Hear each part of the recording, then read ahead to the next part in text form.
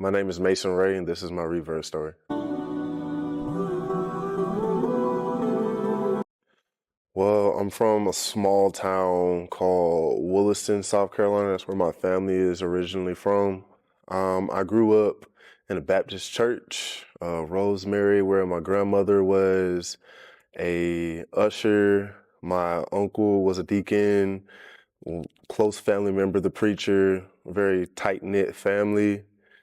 It was pretty much all of us in one church. I was on the children's choir. I was also an usher, but I believe I started moving away the older I got and the more free thinking I became.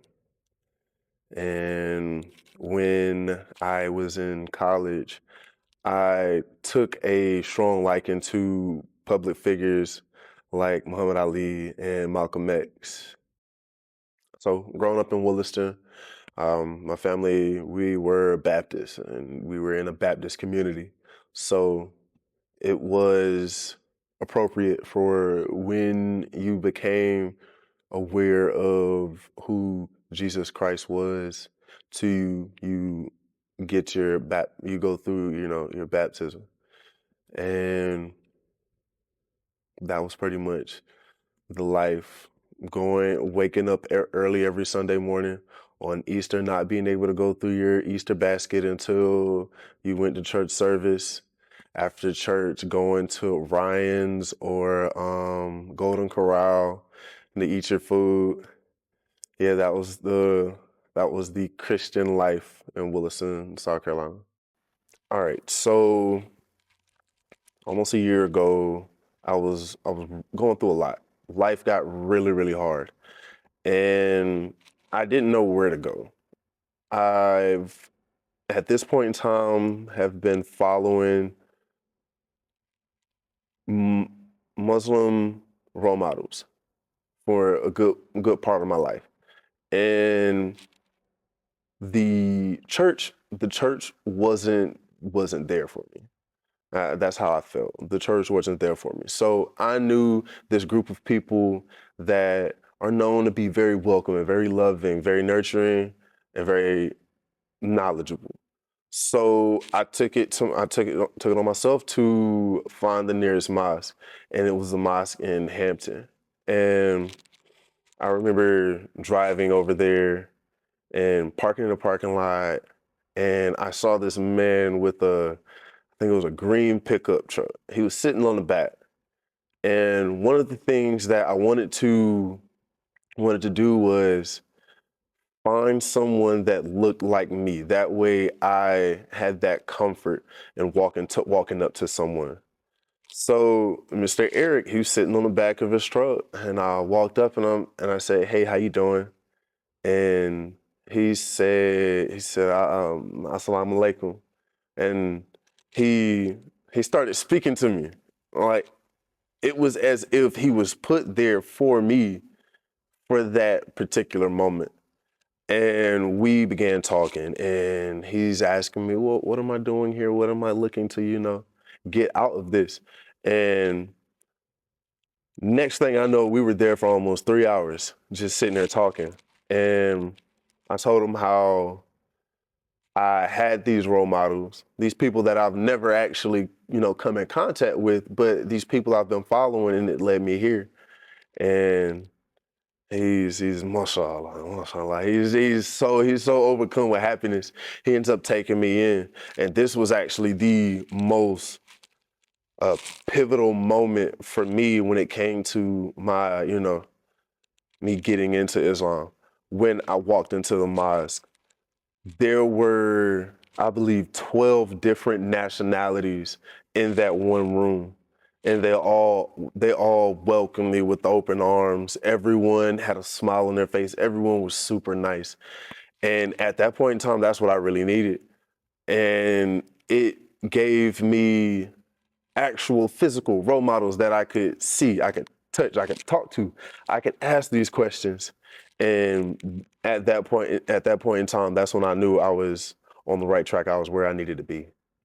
So after meeting everyone in the mosque, I went through a prayer with them. They hand held me throughout the whole process. And 2 more hours from talking with them, I went home, and the only thing that was on my mind was the people that I met. How open and I can't even think of the word, loving they were. I knew this is where I needed to be, and I knew that I wanted to be Muslim right then and there. I knew that was what felt right, and that's all I needed. And I asked Mr. Eric, oh, do I just say I'm Muslim? What is the process? Because with Christians, you get baptized. What is the process? And he told me it's the Shahada. And I'm like, what is that? How do we do it? Let's do it right now. And he's like, are you sure? I was like, yes, sir. And that's what I really want. And are you sure? And I was like, yes, sir. This is who I'm supposed to be. This is where I'm supposed to be. What do I do next? And at that point in time, he took me into the mosque, and it was around 20, 25 people there, and they witnessed my Shahada, and that's when I became Muslim. One of the biggest obstacles that I've had to overcome was completely getting rid of pork in my diet. Coming from Williston, South Carolina is deep country South Carolina. It's almost on the line of Georgia and South Carolina. So it's nothing but pork, fatback, pork chop eating individuals out there. So when it comes to food with my family, I just have to partake in, the carbs, breads, puddings, things like that. But over time, my aunt, she has made a conscious effort, and whenever I eat food with them, she always makes these turkey wings. The turkey wings instead of pork chops and ribs. And I'm very thankful for that. I'm very thankful. But any other change? Nah, that pork it has been the hardest and most difficult one to give up. All right, what I love about Islam is it keeps us, it keeps me humble and true to the good of everyone around me. If I do good, I know that Allah will see that. Whether or not anyone sees it, I know that Allah will. And what I love is everyone does their good simply for the love of Allah. We don't we don't do good for, the reciprocation of that good deed. We do it simply because it's good. That's what we're supposed to do. And that's why I tie along with Islam.